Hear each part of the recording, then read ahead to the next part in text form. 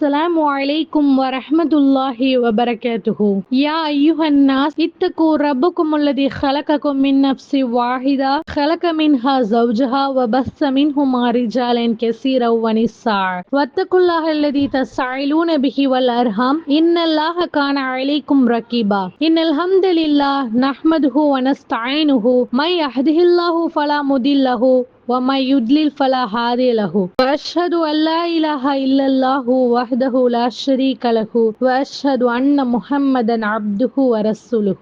அளவற்ற அருளாளனும் நிகரற்ற அன்புடையனுமாகிய அல்லாஹ்வின் பெயரால் அரசாட்சி தனதாக்கி அதன் சாட்சி நபியாக்கி அழகாக ஆட்சி செய்கின்ற அல்லாஹ்விற்கே அனைத்து புகழையும் புகழ்ச்சியையும் செலுத்தியவளாக நம் உயிரிலும் மேலான முஹம்மது நபி ஸல்லல்லாஹு அலைஹி வஸல்லம் அவர்களின் மீதும் அவர்களின் குடும்பத்தார்களின் மீதும் உத்தம சத்திய சஹாபாக்களின் மீதும் மார்க்கத்தை அழகான முறையில் கற்கும் நம் அனைவரின் மீதும் அல்லாஹ்வின் கருணையும் சாந்தியும் சமாதானமும் என்றென்றும் நிலவட்டுமாக என்ற துஆவுடன் எனது இந்த சிறிய உரையை ஆரம்பம் செய்கிறேன். அன்புள்ள என் சகோதரிகளே, அல்லாஹ் கூறுகிறான், தொழுகைகளையும் நடு தொழுகையும் பேணிக் கொள்ளுங்கள், அல்லாஹுக்கு கட்டுப்பட்டு நில்லுங்கள். அல் குர்ஆன் எவ்வித பேரமோ நட்போ இல்லாத நாள் வருவதற்கு முன் தொழுகையை நிலைநாட்டுமாறும் நாம் அவர்களுக்கு வழங்கியதிலிருந்து ரகசியமாகவும் வெளிப்படையாகவும் நல்வழியில் செலவிடுமாறும் நம்பிக்கை கொண்ட எனது அடியார்களுக்கு முஹம்மதே கூறுவீராக. அல் குர்ஆன்ல 14வது அத்தியாயத்துல 31வது வசனமா இந்த வசனம் பதியப்பட்டிருக்கு. அல்லாஹ் கூறுகிறான், நம்பிக்கை கொண்டோர் மீது தொழுகை நேரம் குறிக்கப்பட்ட கடமையாக உள்ளது. நமக்கு தெரியும், தொழுகையுடைய நேரம் அப்படின்னு பார்த்தோம்னா ஃபஜர், லுஹர், அசர், மக்ரிப், இஷா இந்த 5 நேரம் யார் ஒருவங்க தொழுகையை வீணாக்காமல் அலட்சிய படுத்தாமல் அந்த குறிப்பிட்ட நேரத்துல தொழுவாங்களோ அவங்க தான் இறை நம்பிக்கை கூடியவங்க அப்படின்ட்டு அல்லாஹ் சொல்றான். எனவே இன்று நான் உங்கள் முன் பேச எடுத்துக்கொண்ட தலைப்பு தொழுகை. முஸ்லிம்கள் கடைபிடிக்கிற காரியத்திலேயே மிக முக்கியமானதும் முதன்மையாகவும் இருக்கு தொழுகை. அல்லாஹ் கூறுகிறான், தொழுகை என்பது சொர்க்கத்தின் திறவுகோலாகும். ஒரு மனிதன் சொர்க்கத்துக்குள்ள போனோம் அப்படின்னா அந்த சொர்க்கத்துக்கான சாவியே தொழுகை தான் சொல்றான். மறுமையில மனிதர்களுக்கு விசாரிக்கப்படும் முதல் கேள்வியே தொழுகையை பற்றியதுதான். இன்னும் அல்லாஹ் கூறுகிறான், வணக்கத்திற்குரியவன் அல்லாஹ்வை தவிர வேறு யாரும் இல்லை என்றும் முஹம்மது நபி ஸல்லல்லாஹு அலைஹி வஸல்லம் அவர்கள் அல்லாஹ்வின் அடியாரும் தூதரும் ஆவார்கள் என்று சாட்சி கூறுதல், தொழுகையை நிலைநிறுத்துதல், ஜகாத் கொடுத்தல், ஹஜ் செய்தல், இன்னும் ரமலான் மாதத்தில் நோன்பு நோற்றல் ஆகிய 5 காரியங்கள் மீது இஸ்லாம் நிறுவப்பட்டுள்ளது. அப்போ நமக்கு 2வது கடமையாகவும் மிக மிக முக்கியமா கடமையாகவும் இருக்கு இந்த தொழுகை. இணை வைத்தல் மற்றும் இறை மறுப்புக்கும் முஸ்லிமான அடியானுக்கும் இடையில் உள்ள வேறுபாடு வித்தியாசமே தொழுகையை விடுறதுதான். நமக்கும் காஃபியருக்கும் முஸ்லிம்களுக்கும் காஃபியர்களுக்கும் உள்ள வித்தியாசமே தொழுகை தான் அப்படின்ட்டு நபி ஸல்லல்லாஹு அலைஹி வஸல்லம் சொல்றாங்க.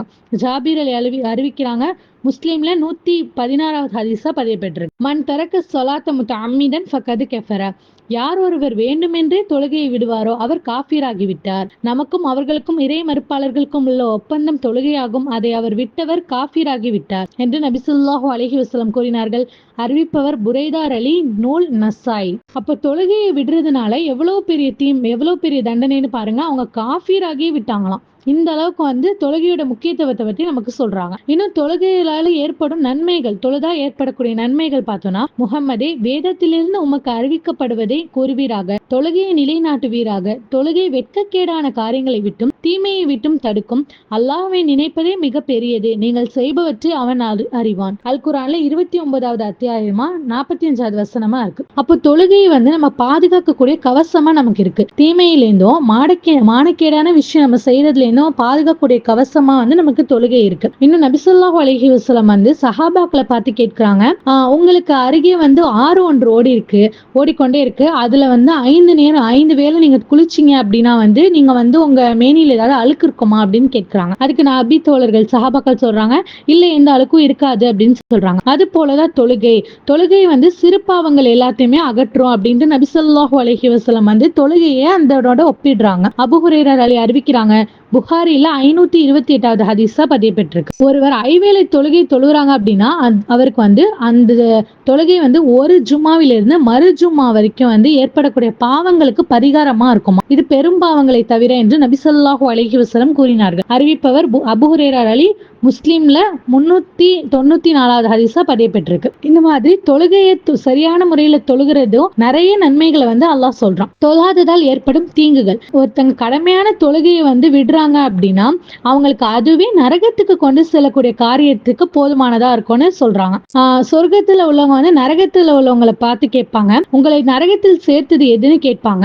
அதுக்கு நரகத்துல உள்ளவங்க சொல்லுவாங்க, நாங்கள் தொழுவோராகவும் ஏழைகளுக்கு உணவளிப்போராகவும் இருக்கவில்லை அப்படின்னு கூறுறாங்க. இது அல் குர்ஆன்ல 74வது அத்தியாயத்துல 41 43வது வசனமா இருக்கு. அப்ப தொழுகிறவங்களாவும் ஏழைகளுக்கு உணவளிக்காம இருக்கிறதுனாலதான் அவங்களுக்கு நரகத்துக்கு போனாங்க அப்படின்ட்டு தொழுகாததால ஏற்படும் தீங்க பற்றி நமக்கு சொல்றாங்க. இன்னும் தொழுகை திருடுபவர்களே பெரிய திருடன் யாருன்னு நபி ஸல்லல்லாஹு அலைஹி வஸல்லம் சஹாபாக்களை பார்த்து கேட்கிறாங்க. எங்க யார் அப்படின்னு சஹாபாக்கள் கேட்கிறாங்க. தொழுகையை திருடுபவன் தான் அப்படின்னு சொல்றாங்க. தொழுகையை யாரு வீணடிக்கிறாங்களோ, அவசர அவசரமா தொழுகிறது அப்படி யார் தொழுகிறாங்களோ அந்த தொழுகை இறைவனிடத்தில் ஏற்றுக்கொள்ளப்படாது. அந்த தொழுகையை இறைவன் நிராகரிச்சிடுவான். அதுதான் தொழுகை திருடிலேயே பெரிய திருடுன்னு நபி ஸல்லல்லாஹு அலைஹி வஸல்லம் சொல்றாங்க. நம்ம இந்த உலகத்துல வாழ்றதே இறைவனுடைய திருப்தியையும் பொருத்தத்தையும் பெறணும். இறைவனுடைய திருப்தியையும் பொருத்தத்தையும் பெற்றோம் அப்படின்னா நமக்கு சொர்க்கம் கிடைச்சிடும். அப்ப நம்ம இறைவனுடைய திருப்தி எதுல இருக்கும்? அவனுக்கு பிடித்தமான காரியங்கள்ல அழகான முறையில செய்யணும். இதுலதான் இறைவனுடைய திருப்தியையும் பொருத்தத்தையும் நம்ம பெற முடியும். அப்ப நம்ம அவசர அவசரமா தொழுதோம், நம்ம 5 வேளையும் தொழுகிறோம் அப்படின்னாலும் அது இறைவனுக்கு பிடித்த மாதிரி நம்ம தொழுகணும். நபி ஸல்லல்லாஹு அலைஹி வஸல்லம் சொல்றாங்க, என்னை போல தொழுகிறது தான் உங்களுக்கு முன்மாதிரி அப்படின்னு சொல்றாங்க. அப்ப நம்ம தொழுகைக்கு முன்மாதிரி நபி ஸல்லல்லாஹு அலைஹி வஸல்லம் அவங்க தான். நம்ம சரியான முறையில நம்ம தொழுகைகளை தொழுகிறோமா சிந்திச்சு பார்க்கணும். இன்னும் சொல்றாங்க, ஒருத்தங்களோட தலை நசுகப்படுவதை நான் கனவுல கண்டேன் அப்படின்னு நபி ஸல்லல்லாஹு அலைஹி வஸல்லம் சொல்றாங்க. அந்த கனவை பற்றி விளக்கும் போது சொல்றாங்க, அவர் யாரு அப்படின்னா சரியான முறையில கற்றும் அதை புறக்கணித்து கடமையான தொழுகையில தொழாம உறங்கியவங்க அப்படின்னு சொல்றாங்க. அப்ப தொழாம இருக்கிறதுனால அவங்களோட தலை நசுங்கப்படும்னு நபி ஸல்லல்லாஹு அலைஹி வஸல்லம் எச்சரித்தாங்க. இன்னும் ஃபஜர் தொழுகையின் போது நம்ம வீட்டை நெருப்பு பத்தி எரியும் போது எப்படி நம்ம பதட்டப்பட்டு எல்லாரையுமே எழுப்புவோமோ அது போன்று ஃபஜர் தொழுகைக்கு எந்திரிக்கணும் அப்படின்னு சொல்றாங்க. எனவே தொழுகையுடைய முக்கியத்துவத்தையும் அதனுடைய தண்டனையையும் அறிந்தவர்களாக இருந்து வரக்கூடிய நாட்களில் எல்லா தொழுகைகளையும் அல்லாஹ் ஏற்கும்படி அழகான முறையில் தொழுது அல்லாஹ்வுடைய திருப்தியையும் பொருத்தத்தையும் நாட வேண்டும் என்ற துஆவுடன் எனது உரையை நிறைவு செய்கிறேன். வாஹிர் தவானா அல்ஹம்துலில்லாஹி ரப்பில் ஆலமீன். அஸ்ஸலாமு அலைக்கும் வரஹ்மத்துல்லாஹி வபரகாத்துஹு.